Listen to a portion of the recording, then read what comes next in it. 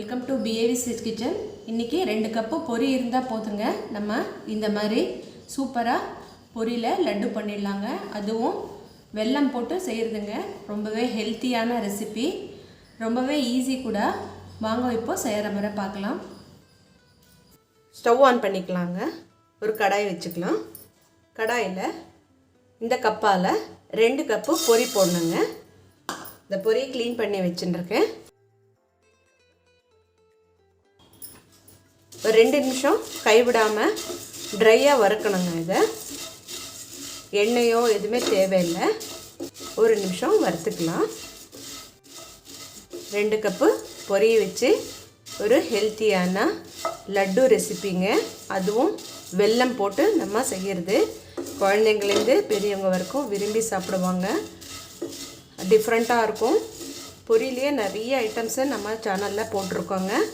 நான் லிங்க்கு தரேன், நீங்கள் போய் பாருங்கள். பொரியில் கட்லெட்டு, பொரியில் அல்வா, பொரியில் இட்லி, பொரியில் பணியாரம் நிறைய போட்டிருக்கோங்க. 1 நிமிஷம் இது வறுத்துக்கலாம். இது வறுத்தது போதுங்க. இது எல்லாத்தையும் ஒரு பிளேட்டில் எடுத்துடலாம். 1 நிமிஷம் ஆறட்டுங்க. இது ஸ்டவ் ஆன் பண்ணிவிட்டு அதே கடாயில் 1/4 கப்பு வேர்க்கடலைங்க. வேர்க்கடலையும் ஒரு 2 நிமிஷம் ட்ரையாக ரோஸ்ட் பண்ணிக்கலாம்.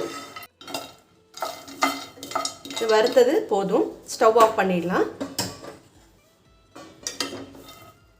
இது எல்லாத்தையும் ஒரு பிளேட்டில் எடுத்துடலாம். இது ஒரு 5 நிமிஷம் ஆறணும்.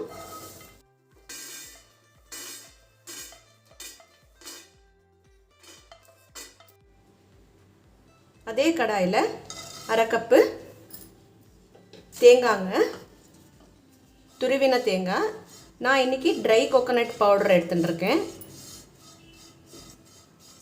நீங்கள் வெறும் தேங்காய் எடுத்துட்டாலும் அதுவும் இதே மாதிரி 1 நிமிஷம் ட்ரையாக வறுத்துக்கோங்க.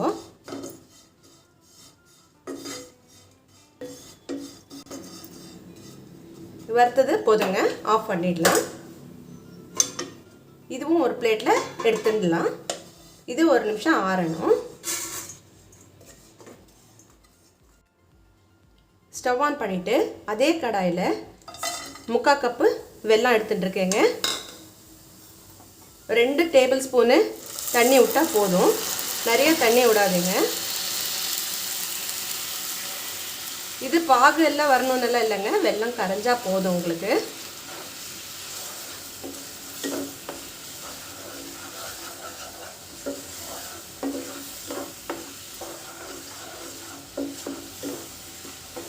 ஒரு நிமிஷம் இது கரையட்டும். வெல்லம் எல்லாம்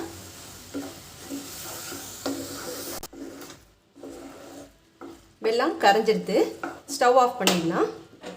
இது எல்லாத்தையும் வடிகட்டிக்கலாங்க. இதான் மண் டஸ்ட் இருந்தானா உங்களுக்கு எல்லாமே போயிடும். இதை வடிகட்டின்றேன்.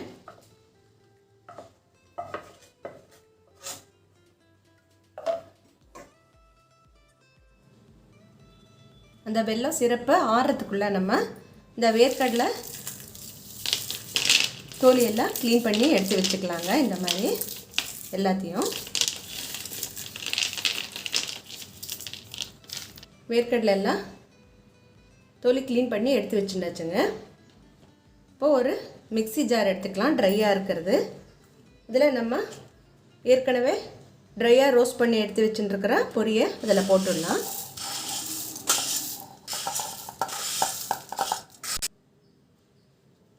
அதுலேயே நம்ம இந்த 1/4 கப்பு வேர்க்கடலையும் போட்டுடலாம். இது நைஸாக பவுட்ரு பண்ணிட்டு வரணும். இப்போ நான் பவுட்ரு பண்ணின்னு வந்துடுறேன். பொரியும் வேர்க்கடலையும் இந்த மாதிரி நைஸாக பவுட்ரு பண்ணின்னு வந்தாச்சு. இதுலேயே நம்ம வறுத்து வச்ச தேங்காவும் போட்டுடலாம்.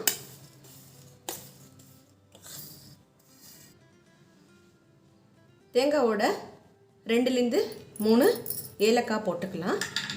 இதுவும் ட்ரையாக பவுட்ரு பண்ணிட்டு வரணும்.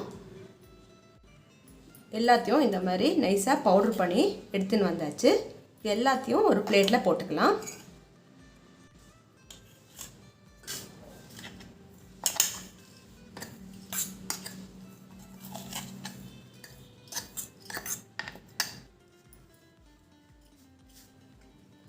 பொரி பவுட்ரு எல்லாத்தையும் ஒரு பிளேட்டில் போட்டுண்டாச்சு.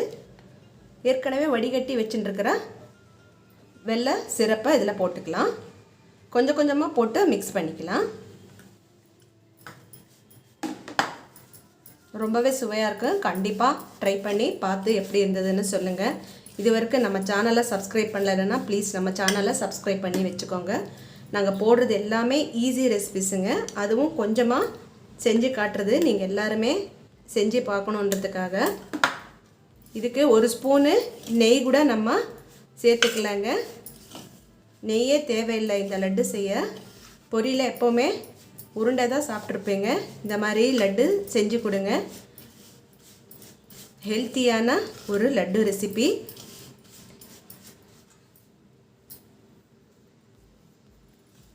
இதே மாதிரி நம்ம எல்லா வெள்ளை சிரப்பு இதில் போட்டுடலாம். கரெக்டாக இருக்குங்க. 3/4 கப்பு நான் போட்டிருக்கேன். உங்களுக்கு வேணும்னா 1 கப்பு கூட போட்டுக்கலாம். இப்போ இது எல்லாத்தையும் நல்லா மிக்ஸ் பண்ணி விட்டுடலாம். கையால் நல்லா மிக்ஸ் பண்ணியாச்சு. லட்டு பிடிக்க வருதான்னு பார்த்துக்கலாம். எவ்வளோ தேவையோ அவ்வளோ இந்த மிக்ஸ் எடுத்துட்டு நல்லா அழகாக நமக்கு எந்த சைஸில் வேணுமோ அந்த சைஸில் லட்டு பிடிச்சிக்கலாங்க. நெய்யே தேவையில்லை பாருங்கள். வேணும்னா ஒரு முந்திரி பருப்பு இப்படி வச்சுக்கலாம். குழந்தைங்களுக்கு எல்லாம் கொடுக்கணுன்னா இந்த மாதிரி அழகாக டெக்கரேஷன் பண்ணி கொடுத்தா விரும்பி சாப்பிடுவாங்க. பாருங்கள், பொரியில் ஒரு ஹெல்த்தியான லட்டு. இதே மாதிரி நம்ம எல்லாத்தையும் ரெடி பண்ணிடலாங்க. சுவையான பொரி லட்டு ரெடி ஆகிடுதுங்க.